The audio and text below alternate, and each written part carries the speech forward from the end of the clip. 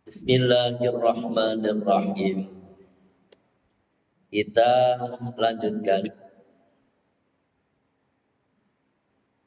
ngaji kita, masih membahas tentang rukun-rukun sholat. Dalam pembahasan sebelumnya atau pertemuan 2 minggu yang lalu, kita membahas tentang rukun sholat yang pertama, yakni berdiri. Ya, berdiri. Oh, bukan. Yang pertama niat, ya, niat. Yang kedua berdiri, yang udah kita bahas ini. Sekarang malam hari ini kita akan bahas rukun sholat yang ketiga, yaitu takbiratul ihram. Ya. At-takbiratu, adapun takbiratul ihram, ruknun itu merupakan rukun min arkanis sholati, dari rukun-rukun sholat. Liqaulihi alaihi salatu wassalam, berdasarkan sabdanya Kanjeng Nabi sallallahu alaihi wasallam, miftahus sholati, adapun pembuka sholat, al-wudu, yaitu wudu. Wa tahrimuha, adapun keharamannya sholat, at-takbiru, yaitu takbir. Wa tahliluha, adapun yang menghalalkan sholat, at-taslimu, yaitu salam. Rawa, telah meriwayatkan pada ini hadis Abu Dawud, Imam Abu Dawud, wa Turmudi, dan Imam Turmudi, wa ghairuhuma, dan selain Imam Abu Dawud dan Imam Turmudi, bi isnadin sahihin, dengan sanad-sanad sahihin yang sahih. Wa qala, dan telah berkata Al-Hakimu, Imam Al-Hakim, wa, adapun ini hadis ala syarti muslimin, itu memenuhi atas syarat-syarat di dalam hadis Imam Muslim. Ya, gitu. Ini dalilnya Pak. Miftahus sholati al-wudu'u, pembuka sholat itu wudu. Karena apa? Karena wudu itu, kalau kita sholat kagak wudu, udah otomatis sholatnya tidak sah. Makanya dari awal itu, wudu itu termasuk awal daripada syarat sahnya sholat tadi. Sampean misalnya sholat, misalnya ada takbir, tapi kagak wudu, otomatis sholatnya sampean nggak diterima. Gitu. Makanya agar sempurna sholat kita, wudunya kita sempurnakan dulu, gitu. Salah satu agar sholat kita sempurna, maka tak lain dan tak bukan, kita harus menyempurnakan wudu kita.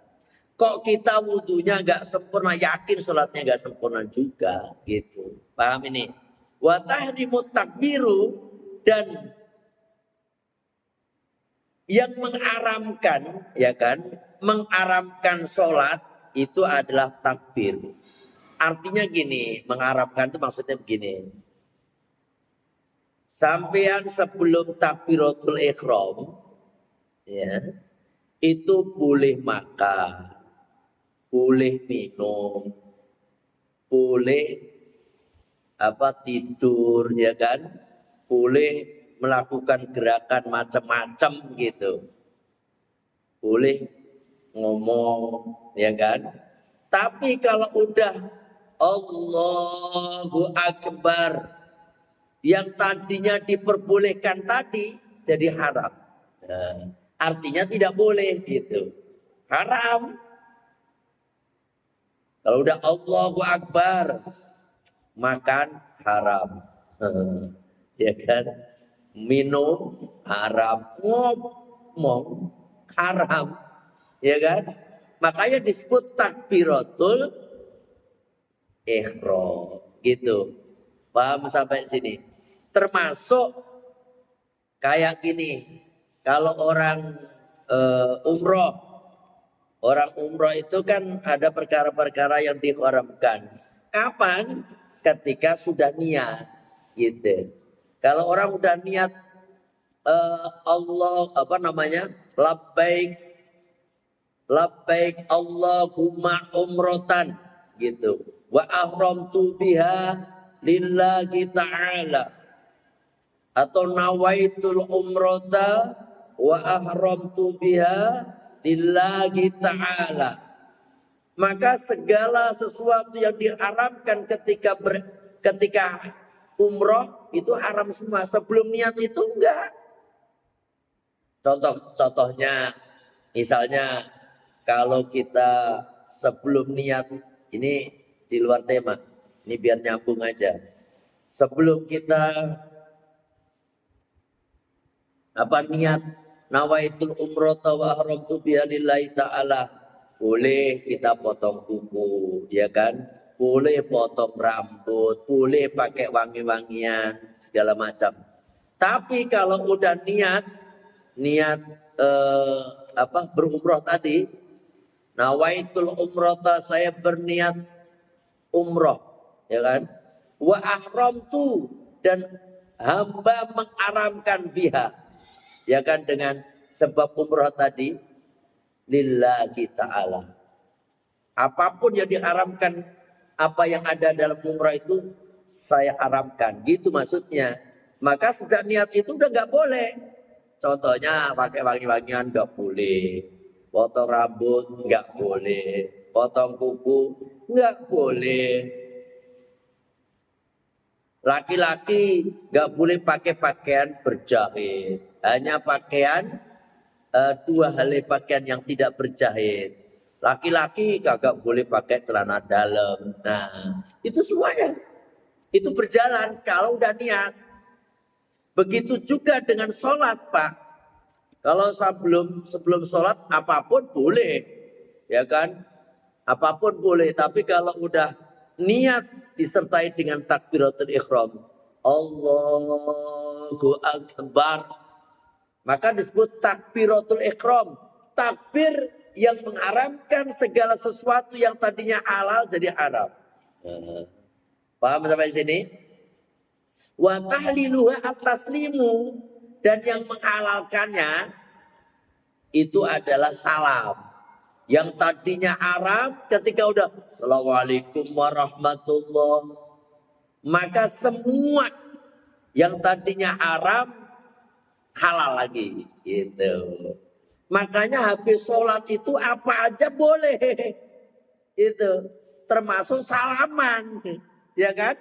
Karena ada orang tuh, Pak, habis sholat, ya kan, nggak boleh salaman. Ada nggak gitu? Ada nggak yang paham seperti itu? Boleh salaman, sok mangga salaman, ya kan? Lagi mana sih? Salaman itu habis sholat apa belum? Apa selesai sholat apa masih sholat? Salaman. Udah selesai kan? Dan kenapa dilarang? Gitu loh. Yang dilarang itu habis sholat pukul-pukulan, nah itu gebuk-gebukan, nah itu baru haram, ya kan? Ini kadang-kadang nggak jelas. Habis sholat buka HP boleh nggak? Boleh. Yang buka HP nggak dimasalahin. Kenapa yang salaman dimasalahin? Ini katanya salaman itu nggak ada ajaran kajian Nabi. Kagak ada kajian Nabi itu habis sholat salam-salaman. Masalahnya dilarang nggak? Nggak ada larangan, ya kan? Selama tidak ada larangan, itu hukumnya mubah, Pak. Boleh. Bahkan disunahkan salaman itu. Oh, tasofahu, bersalam-salamanlah kalian. Yadhabil ghillu an qulubikum, maka akan hilang unek-unek yang ada di hati-hati kalian. Oh, boleh salaman. Kok nggak boleh? Sok mangga. Bahkan kalau di Jawa itu Pak, di kampung saya itu, kalau salaman kiri kanan 3, yang kanan tuh 1, 2, 3 sesampainya tangan kita. Tuh 2, 3 sampai depannya, belakangnya. Itu kalau di Jawa loh, di kampung saya. Kalau di sini menang baik karena tidak boleh. Gimana? Kalau udah habis salam itu boleh apapun Pak. Lebih-lebih terus dikir. Habis sholat nggak boleh dikir bareng kenceng-kenceng. Kipriwe sih. Ya kan kalau ngomongin orang boleh. Ya toh? Ini aneh kadang-kadang. Ya Allah. Makanya saya itu habis sholat selalu berzikir dengan keras. Mau duhur, maghrib, duhur, asar, maghrib, isya, subuh. Sok kenceng-kenceng. Biar apa Pak? Orang itu makin hafal, makmum hafal. Kalau habis sholat cicing baik. What is the meaning cicing? Meneng baik. Itu orang yang baru belajar sholat. Orang baru yang pengen baru pertama sholat. Bingung Pak. Ini meneng baik baca apa ya? Ada yang komat kami. Dilihatin, dia bingung. Coba kalau imam memimpin, astagfirullahaladzim, alladzi la ilaha illa huwal hayyul qayyum wa atubu ilaih, astagfirullahaladzim. Dia ngikut. Pertama dia gak ngikut, gak hafal. Kalau sering mendengar, lama-lama hafal Pak. Dan semua zikir habis sholat itu ada dalilnya. Dibaca oleh Kanjeng Nabi semuanya itu.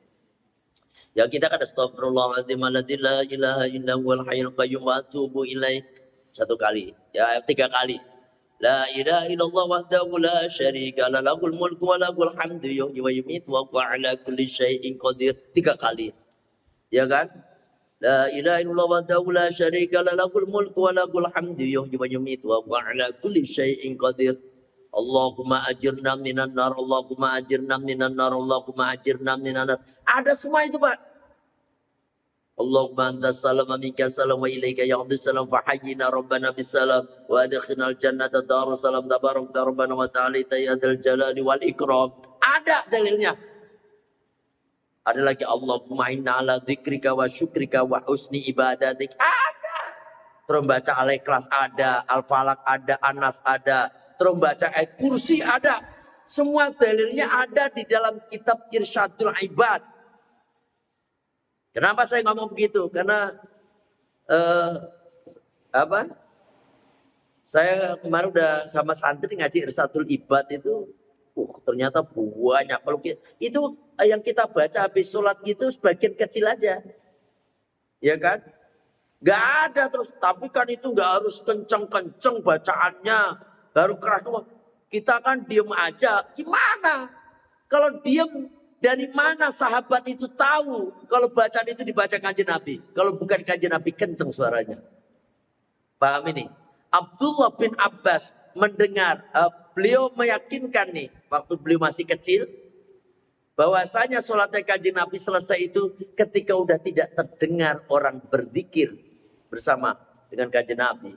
Itu terbaca la ilaha illallah subhanallah subhanallah 33 kali, alhamdulillah alhamdulillah 30 kali, Allahu akbar 33 kali, la ilaha illallah itu semuanya ada dalilnya Pak.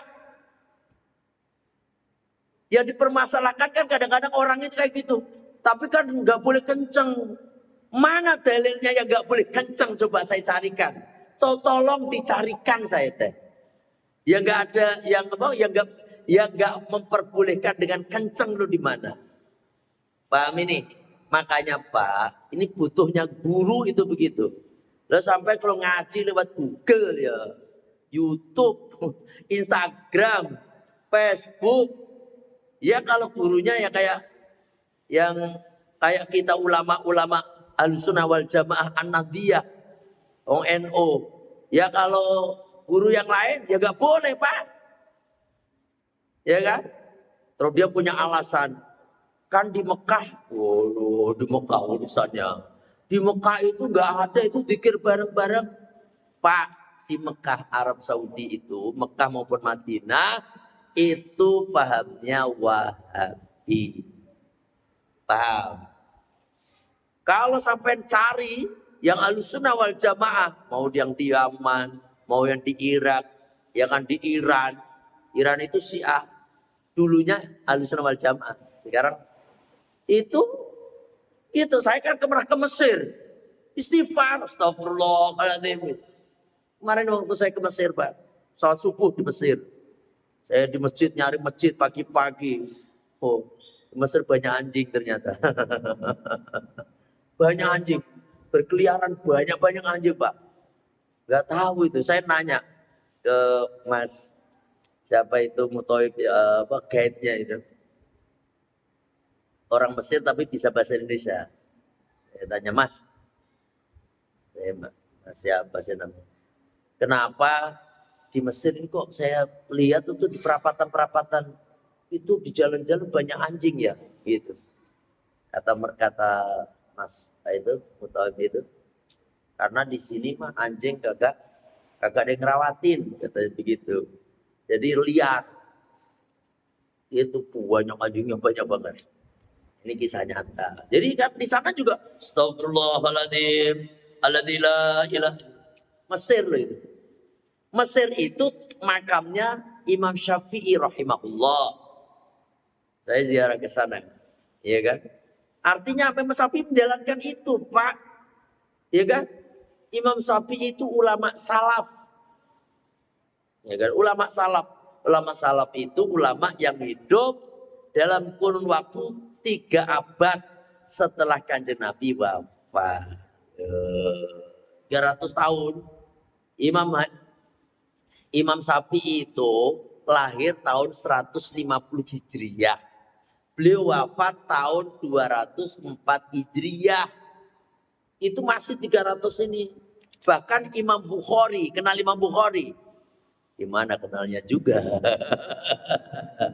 Imam Bukhari, Imam Muslim, Imam Abu Dawud, Imam Turmudi, madhabnya Syafi'i, Pak.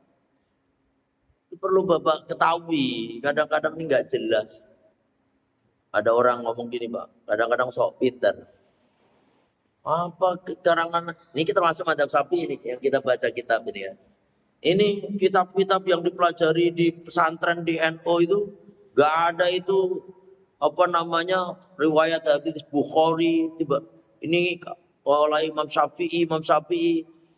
Kenapa Imam Bukhari kagak ada, Imam Muslim kagak ada? Jawabannya gampang. Kenapa? Karena Imam Bukhari, Imam Muslim saat itu belum lahir. Gimana Imam Syafi'i meriwayatkan dari Imam Bukhari? Oh, Imam Bukhari belum lahir? Kadang-kadang gak jelas, oh. Wes angel. Paham ini? Itu Pak, ini hanya mengomentari. Jadi setelah salam, sampean boleh ngapa-ngapain. Mau jempalian gak apa-apa sampean. Ya kan? Makanya mau salaman. Jangan dilarang. Diajak salaman kan gak mau. Katanya bid'ah. Wes angel. Ya gak mau itu apa? Biangnya bid'ah tambah ujung-ujungnya. Karena apa? Gak mau diajak salaman. Padahal salaman itu sunnah. Tasofa'u, bersalam-salamanlah kalian. Tasofa'u yadhabu hilu an qulubikum. Gitu. Terus apa lagi? Dalilnya salaman tuh. Mamin muslimaini yaltaqiyani. Tidak ada 2 orang muslim yang mana keduanya bertemu. Mamin muslimaini yaltaqiyani fayatasofahani illa ghufira lahuma qabla ayyatafarraqa. Nah itu dalilnya Pak. Tidak ada dua orang muslim bertemu kemudian keduanya berjabat tangan kecuali diampuni dosa-dosa keduanya sebelum mereka berpisah. Dalilnya itu Pak, salaman itu ada dalilnya. Lalu ketika dibalas, sekarang coba cari dalil yang melarang salaman dari mana? Pusing dia. Yang penting kanjeng Nabi nggak menjalankan. Dari mana tahunya kanjeng Nabi nggak menjalankan? Dari hadis mana hadisnya sekarang? Coba carikan hadis yang melarang. Habis sholat salam-salaman. Pasti bingung dia. Kecuali ada hadis Pak yang melarang salam-salaman. Nah itu baru kita nggak boleh. Ini karena apa? Wa tahliluha ataslimu. Perkara-perkara yang tadi yang Arab yang menghalalkan sholat, menghalalkan apa yang diharapkan di waktu sholat, itu adalah salam. Udah salam udah bebas. Gitu loh Pak ya. Wa fi sahihaini, di dalam hadis yang diriwayatkan oleh Imam Bukhari dan Muslim. Nah, kalau ini hadis kifayat, ini kitab Kifayatul Akhyar, ini kitab yang mudah dikarang oleh yang dikarang oleh ulama mazhab Syafi'i gitu, atau ulama pengikut Imam Syafi'i yang udah kurun waktu setelah turun waktu min ulama'il qarni tasya'. Beliau ini adalah ulama dalam kurun waktu yakni 9 abad Hijri. Bangsa Hijriah berarti tahun 900-an. 900 Hijriah. Jadi ini bukan ulama salaf, tapi ini pengikut Imam Syafi'i ini. Al-Imam Taqiyuddin bin Abu Bakar bin Muhammad Al-Husaini gitu. Ya kan? Makanya ada hadis Imam Bukhari Muslim karena hidupnya ini setelah Imam Bukhari Muslim. Paham ya? Nah, kalau Imam Syafi'i suruh riwayatin dari Imam Bukhari dari mana jalannya? Mau belum lahir loh. Ya kan? Paham? Makanya sampai lihat Pak, kitab-kitab Al-Um enggak ada. Terus ada Al-Um itu karangan Imam Syafi'i. Lihat ada Bukharinya enggak, ada Muslimnya enggak. Orang ada, yang ada Imam Bukhari belajar ke Imam Syafi'i. Masa guru suruh ngeruat dari muridnya ke priwe. Begitu, paham ya? Ini hanya menekankan. Makanya di TCI 3 ini, ya berapa orang pun yang ngaji, ayo kita tetap memakmurkan. Itu di sini Pak. Makanya minta tolong yang udah aktif-aktif ini, istiqomah ini, ayo kita makmurkan masjid kita. Oh, sebulan cuma 2 kali aja, ya kan? Makanya kalau pas saya pulang kampung, kemarin saya pulang kampung, tapi kan pas minggu ketiga kemarin, harusnya jadwal ke situ. Minggu kemarin saya pulang dari Jawa. Itu loh. Biar apa Pak? Biar kita lestarikan Ahlussunnah wal Jamaah An-Nahdiyah di sini. Gitu ya. Bismillahirrahmanirrahim. Allahumma.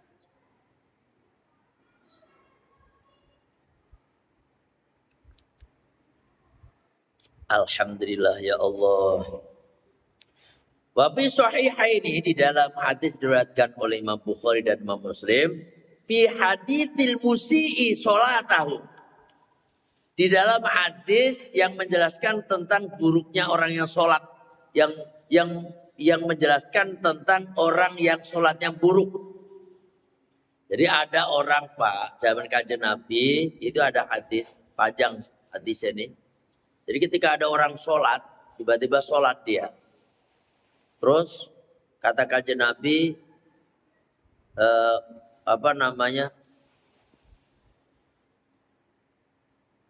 sholli, sholatlah, ya kan? Fa innaka lam tusalli, sungguhnya kamu belum sholat. Akhirnya dia sholat lagi, Allahu Akbar, terus aja. Kanjeng Nabi sampai mengingatkan sampai 3 kali, gitu. Akhirnya kata orang ini, ya Rasulullah, ini saya udah mentok ya Rasul. Sholat saya seperti ini mentok aja. Makanya minta tolong saya diajarkan ya Rasul. tentang sholat yang benar. Akhirnya ini baru hadis masuk sini. Karena ini hadisnya panjang, kisah seorang anak muda yang sholatnya jelek gitu. Idza kumta ila sholati, ketika engkau berdiri untuk sholat, fasbigil wudu'a, maka sempurnakanlah wudu. Tsummastakbil, kemudian menghadaplah engkau al-kiblata pada kiblat. Wa kabbir, dan bertakbirlah. Ini apa namanya? Panjang, Pak. Nanti kayak nanti sumarka hatta tatmi hatta tatmainal rokian gitu, ya kan? Ini itu hadisnya ada.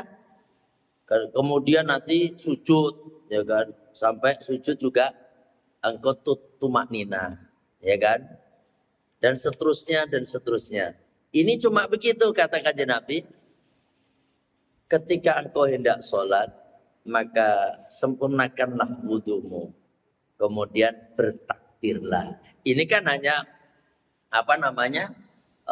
ini menjelaskan bahwasanya takbir itu wajib gitu. Takbiratul ihram itu wajib.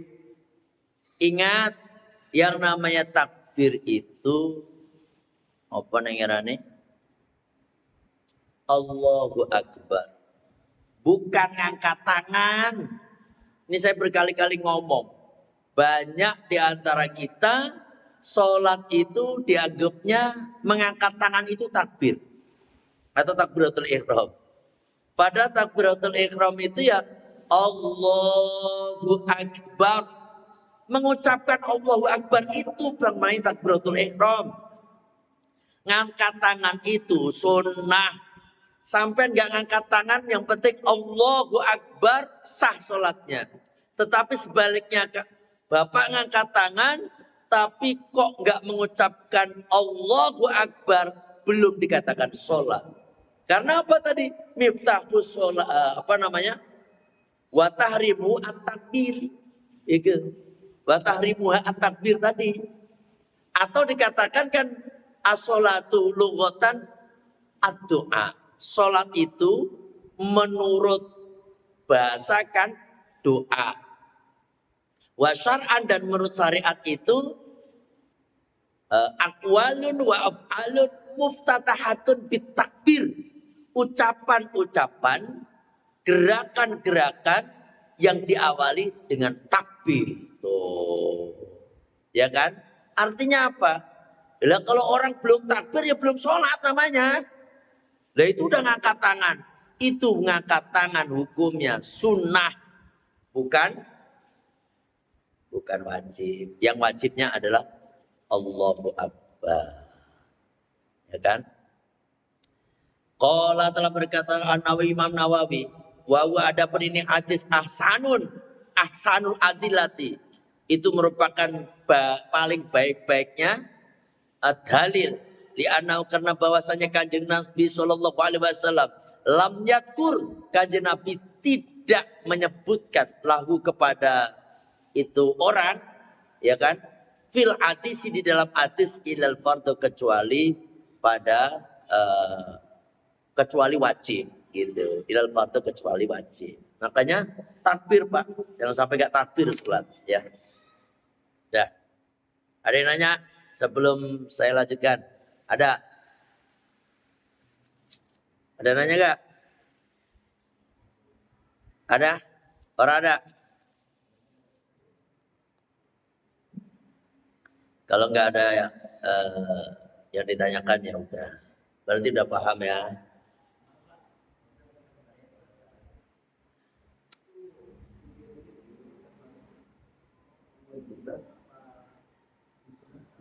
Dikir di mana? Oh, sunnah.